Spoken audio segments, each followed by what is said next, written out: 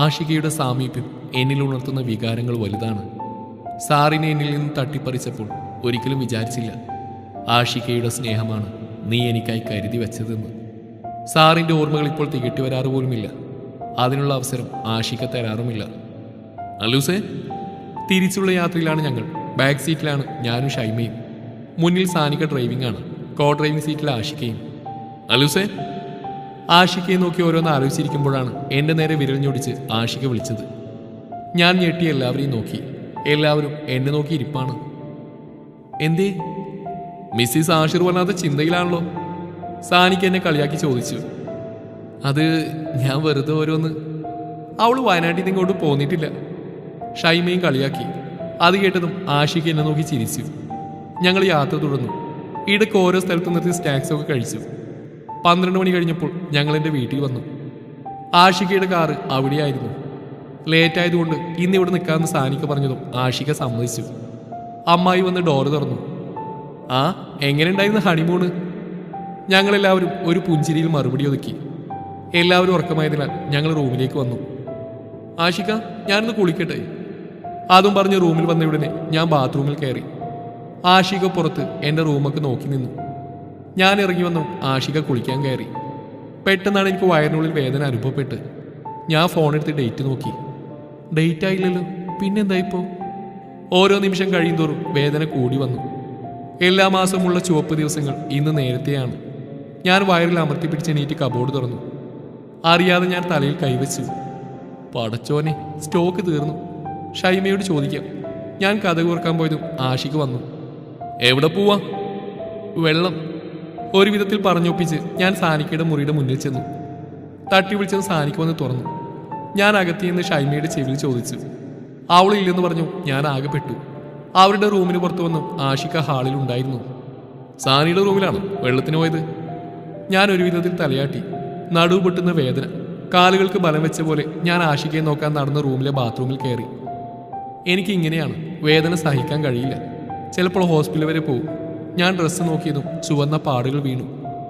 റബ്ബേ, എന്താ ചെയ്യുക? ഞാൻ വയർ അമർത്തി പിടിച്ചു. പെട്ടെന്നാണ് വാതിൽ തട്ടുകേട്ടത്. അലു, എന്താ ചെയ്യുന്നത്? 5 മിനിറ്റ്. അത് പറഞ്ഞ് ഞാൻ ഡ്രസ്സ് മാറി ഷെൽഫിൽ നിന്നൊരു കോട്ടൺ തുണിയെടുത്ത് അഡ്ജസ്റ്റ് ചെയ്തു. പക്ഷേ കാര്യമില്ല. ഞാൻ പതിയെ ഇറങ്ങി. എന്താണ് വയ്യേ? മുഖമൊക്കെ വല്ലാതെ. ആഷികന്റെ കവിളിൽ തൊട്ടുകൊണ്ട് ചോദിച്ചു. ഒന്നുമില്ല, ക്ഷീണം, ഉറങ്ങാം.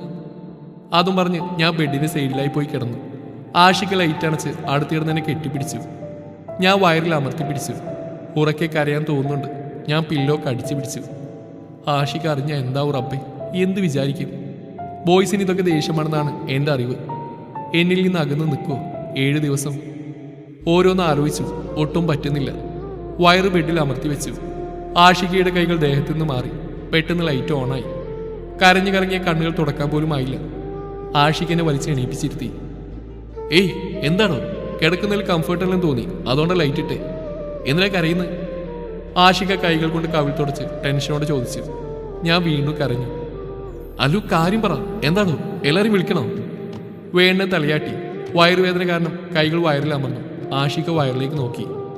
അലൂസേ, എന്നാ മോളെ, സുഖല്ലേ? ഞാൻ വീണ്ടും കരഞ്ഞു. ആഷിക വയറിൽ എൻ്റെ കൈകൾ മേലെ കൈവച്ചു. പീരിയഡ്സ് ആണോ? ആഷിക കൂളായി ചോദിച്ചു. ഞാൻ തലകുനിച്ചു. എന്നിട്ട് പതിയെ തലയാട്ടി. അതിനാണോ പേടിച്ച് കരയുന്നത്? നല്ല വേദനയുണ്ടോ? മെഡിസിൻ കഴിക്കോ വേദനയ്ക്ക്? അതിന് ഞാൻ തലയാട്ടി. എവിടാ മെഡിസിൻ ഇരിക്കുന്നത്? ഞാൻ എടുത്തുതരാം. തീർന്നു. അതും പറഞ്ഞ് വീണ്ടും ഞാൻ കരഞ്ഞു. ആഷിക എന്നെ ബെഡിലേക്ക് കിടത്തി. നല്ല വേദനയുണ്ടോ? അടുത്തിരുന്ന് എൻ്റെ വയറിൽ തൊട്ട് ചോദിച്ചു. ഞാൻ തലയാട്ടി. ആഷിക എൻ്റെ ടോപ്പ് പതിയെ പൊക്കി. എൻ്റെ വയറിൽ പതിയെ തലോടി. ആഷികയുടെ പെരുമാറ്റങ്ങളിൽ സന്തോഷവും ഒപ്പം വേദനയുടെ കാഠിന്യവും കുറച്ചു. ഞാൻ ആഷികയെ നോക്കി കിടന്നു. ടാബ്ലറ്റ് കഴിച്ചാൽ വേഗം മാറുമോ? ഇടയ്ക്കെന്നോട് ചോദിച്ചത് തലയാട്ടി. പ്രിസ്ക്രിപ്ഷനോട് ഞാൻ വാങ്ങിവരാം. ആഷിക പറഞ്ഞു. ഞാൻ അത്ഭുതത്തോടെ നോക്കി. വേണ്ട, മാറും. വാങ്ങി തരട്ടെ എന്നല്ല, വാങ്ങാമെന്ന് പറഞ്ഞ്. സ്ലിപ്പ് എവിടെ? ആഷിക കടുപ്പിച്ച് പറഞ്ഞു. ഞാൻ ഷെൽഫിൻ്റെ താഴേക്ക് അയച്ചുകൂടി. ആഷികൻ്റെ വയറിൽ കുനിഞ്ഞ് ചെറുതായി ചുംബിച്ചു. ടോപ്പ് താഴ്ത്തിയിട്ട് എന്നെ നെറ്റിയിലും ചുംബിച്ചു. എഴുന്നേറ്റ് പോയി ഷെൽഫിൽ നിന്ന് തപ്പി എടുത്തുകൊണ്ടുവന്നു. എന്നെ കാണിച്ചതും അതാണെന്ന് ഞാൻ പറഞ്ഞു. ഒപ്പം ഷെൽഫിലുണ്ടായിരുന്ന ഹോട്ട് ബാഗും എടുത്തു. വേഗം വരാമേ. ആഷിക പോകാൻ പോയതും ഞാൻ കിടക്കുന്നിടത്തേക്ക് നോക്കി. അല്ലു നോക്ക്. ഞാൻ നോക്കിയതും ഷീറ്റിനും ചുവന്ന പാടുകൾ. ഞാൻ എഴുന്നേറ്റ് നിന്നു. പടച്ചോനെ, ആഷിക്ക് എന്ത് കരുതുന്നു കരുതി ഞാൻ കരയാൻ തുടങ്ങി. എന്തിനാണോ കരയണേ? മാറ്റിയ പോരെ, ചെല്ല്. ഞാൻ വീണ്ടും കരഞ്ഞു. ഇങ്ങനെ ഒരു തൊട്ടാവാടി പെണ്ണ്, ചെല്ല് മാറ്റ്. അതും കഴിഞ്ഞു. അയ്യേ, അതിനാണെങ്കിലും സങ്കടപ്പെടുന്നത്. ഞാൻ കൊണ്ടുവരാം. ബ്ലൂ ആണോ ഓറഞ്ച് ആണോ? ഞാൻ ആഷിക്ക് അത്ഭുതത്തോടെ നോക്കി. പറ. ഓറഞ്ച്. ഞാനത് പറഞ്ഞു വേഗം ആഷിക്ക് പോയി. ഷീറ്റ് മാറുന്നുണ്ടായിരുന്നെങ്കിലും വേദന കൊണ്ട് ഞാൻ ബെഡിലേക്ക് തന്നെ കിടന്നു. ആഷിക്കയുടെ കാറ് പോകുന്ന ശബ്ദം കേട്ടു. വേദന കൊണ്ട് ബെഡിൽ തിരിഞ്ഞു മറിഞ്ഞ് ഞാൻ കിടന്നു. മിനിറ്റുകൾക്കുള്ളിൽ ആഷിക്ക തിരികെ വന്നു. എൻ്റെ അടുത്തേക്ക് വന്ന് ടാബ്ലറ്റ് എടുത്തൊന്ന് കഴിപ്പിച്ചു. ബെഡിൽ നല്ലോണം രക്തമായിരുന്നു. ആഷിക്ക കയ്യിലുള്ള കവർ എനിക്ക് നേരെ നീട്ടി. ഞാൻ അതും വാങ്ങി ആഷിക്കയെ നിറകണ്ണുകളോട് നോക്കി. ചെല്ല ലൂസേ. ആഷിക്ക അതും പറഞ്ഞ് കവളിൽ ചുണ്ടി ചേർത്തു. ഞാൻ പതിയെ ബാത്റൂമിലേക്ക് നടന്നു. റബ്ബേ, എന്താണ് സംഭവിക്കുന്നത്? ഒരു പെണ്ണിനും ഭർത്താവിൽ നിന്ന് കിട്ടാവുന്ന എല്ലാ കെയറിങ്ങും എനിക്കുണ്ട്. ആഷിക്കയെ എനിക്ക് തന്ന റബ്ബിനോട് എത്ര നന്ദി പറഞ്ഞാലാണ് തീരുക? ഇതൊക്കെയല്ലേ എല്ലാ പെൺകുട്ടികളുടെയും ആഗ്രഹം. ആഷിക്ക എന്ത് വിചാരിക്കുമെന്ന് വിചാരിച്ച ഞാനാണ് പൊട്ടി. എല്ലാം മാറ്റി ഇറങ്ങി വന്നപ്പോൾ കാണുന്ന കിടക്ക മാറ്റിയിരിക്കുന്ന ആഷിക്കയാണ്. ഗുളി കഴിച്ചപ്പോൾ വേദന കുറഞ്ഞു. ഞാൻ ചെയ്യാം, ആഷിക്കയോട് പറഞ്ഞതും ആഷിക എൻ്റെ അടുത്തേക്ക് വന്ന് എന്നെ എടുത്ത് ബെഡിൽ കിടത്തി. Love you. ആഷിക അത് പറഞ്ഞതും ഇമച്ചിമാതെ ആഷിക്കയെ നോക്കി. Love you too. ഞാൻ പറഞ്ഞതും ആ ചുണ്ടുകൾ എൻ്റെ നെറ്റിയിൽ പതിഞ്ഞു. ഇപ്പോൾ വരാമേ. അതും പറഞ്ഞ് ആഷിക പുറത്തേക്ക് പോയി. കുറച്ച് കഴിഞ്ഞതും ആഷിക ഹോട്ട് ബാഗുമായി വന്ന് എൻ്റെ നടുവിൽ വെച്ച് തന്നു. ഇപ്പം നല്ല ആശ്വാസമുണ്ട്. ആഷിക ഡോറടിച്ച് എൻ്റെ അടുത്ത് വന്നിരുന്നു. വീണ്ടും ടോപ്പ് ഉയർത്തി പതിയെ തടവി. നല്ലോണം കുറഞ്ഞിക്ക്, നിങ്ങൾ കിടന്നോ? സാരമില്ല, മാസത്തിൽ 1-2 ദിവസം കിട്ടുന്നല്ലേ കെയർ ചെയ്യാൻ. ബാക്കി ദിവസം മുഴുവൻ നിങ്ങൾക്കുള്ളതല്ലേ. ആഷിക അതും പറഞ്ഞ് കണ്ണുകൾ ചിമ്മി. ആദ്യമേ പറഞ്ഞുകൂടായിരുന്നു? നിങ്ങൾ ഏത് രീതിയിൽ എടുക്കുന്ന അറിയില്ലല്ലോ. ചില ആണുങ്ങൾക്ക് പീരിയഡ്സ് ടൈമിൽ ഭാര്യമാരോട് ദേഷ്യാവുന്ന കേട്ടിട്ടുണ്ട്. അത് പറഞ്ഞതും ആഷിക ചിരിച്ചു. എൻ്റെ പൊന്നു ഭാര്യ, എല്ലാ ആണുങ്ങളും ഒരുപോലെയല്ല.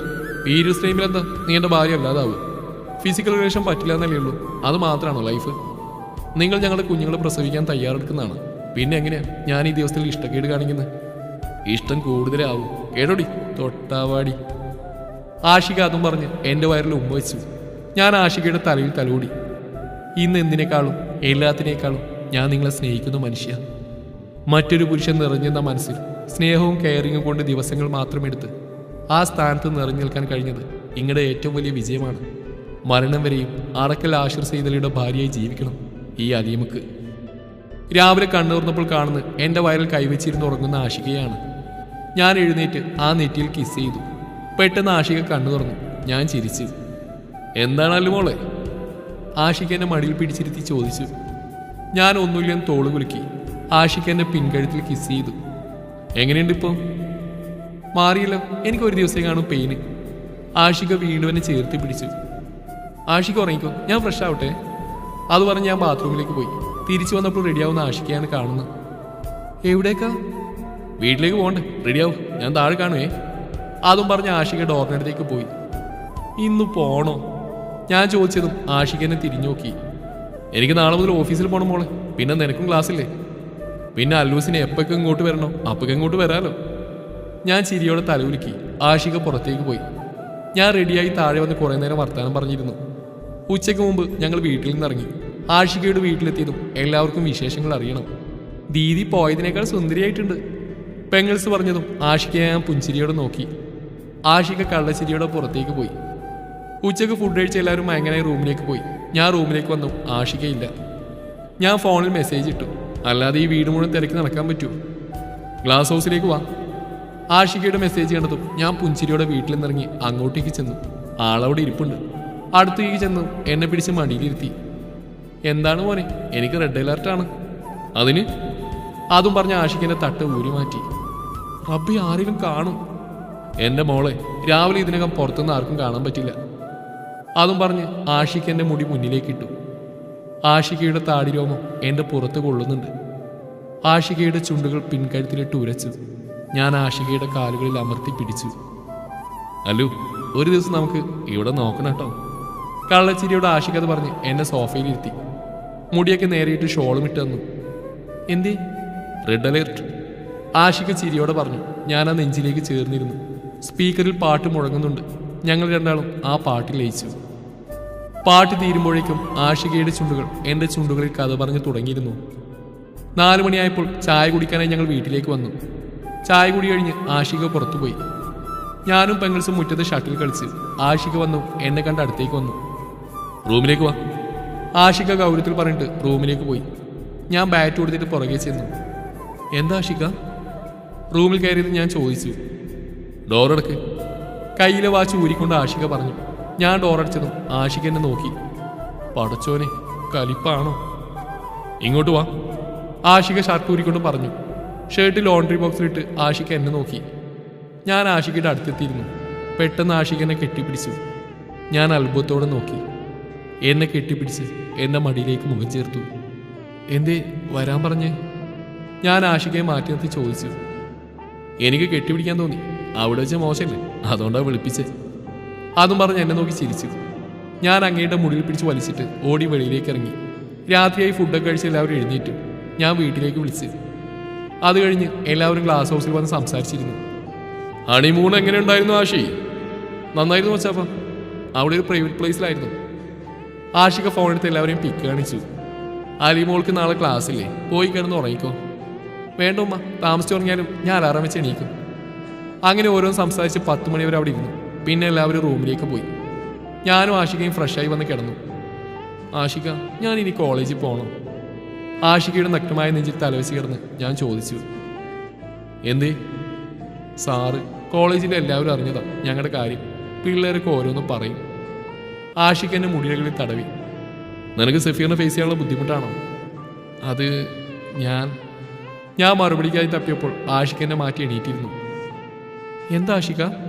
ഞാനും എണീറ്റ് ആഷികയുടെ തോളിൽ കൈവച്ചു. ഞാൻ തോറ്റുപോയി അല്ലു. ആഷികയുടെ ഇടറിയ സ്വരം എന്നെ വേദനിപ്പിച്ചു. എന്തൊക്കെയാ പറയുന്നേ? നീ ഒരിക്കലും കഴിഞ്ഞുപോയി ഒന്നിനെ ഓർത്ത് ദുഃഖിക്കരുതെന്നുള്ളതുകൊണ്ടാണ് ഞാൻ നിന്നെ ഇത്രയധികം സ്നേഹിച്ചത്. പക്ഷെ ഇപ്പോഴും നിനക്ക് സഫീറിനെ ഫേസ് ചെയ്യാൻ ബുദ്ധിമുട്ടാണെങ്കിൽ ഇതെൻ്റെ തോൽവിയാണ്. അത് കേട്ടതും ഞാൻ കരച്ചിലൂടെ ആഷികയെ കെട്ടിപ്പിടിച്ചു. ഇത്രയും നാൾ എന്നെ ചേർത്ത് പിടിച്ച കൈകൾ ഇന്ന് എന്നെ അകറ്റി മാറ്റുന്നു. ആഷിക എന്നെ മാറ്റി തിരിഞ്ഞു കിടന്നു. അതെനിക്ക് സഹിക്കാവുന്നതിൽ അപ്പുറമായിരുന്നു. ആഷിക! കരഞ്ഞുകൊണ്ട് ഞാൻ വിളിച്ചു. അനക്കമില്ല. ഞാൻ ആഷികയെ തിരിച്ചു കിടത്തി. ആഷിക എന്താന്നുള്ള അർത്ഥത്തിൽ നോക്കി. ഞാൻ സോറി. അലീമ, ഞാനൊരു കാര്യം പറയാം.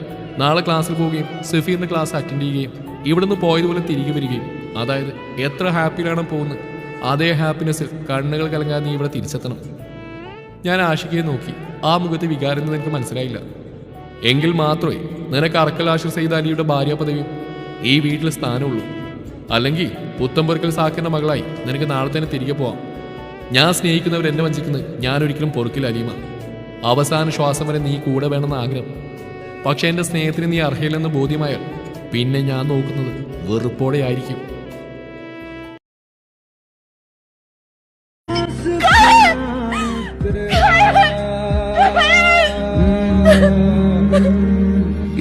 आरोही, I love you. आरोही, क्या? कुछ नहीं, बस यूं ही.